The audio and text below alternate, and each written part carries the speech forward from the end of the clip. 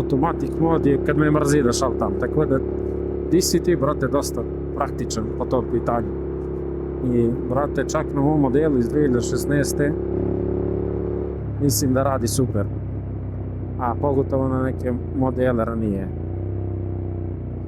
Ovdje sad gužvica kod kuće cvijeća, Hyde Parka. Sad, na primjer, bukvalno prebacite u DCT, mrzi me da šaltam, hoću da vidim što se dešava. 100 autobusa je došlo odavde da posjeti kuću cvijeća koju naš dragi gradonačelnik Aleksandar Šapić planira da pošalje u Hrvatsku, izgleda. Zato što mu se ne sviđa ideja da bude tu gdje jest.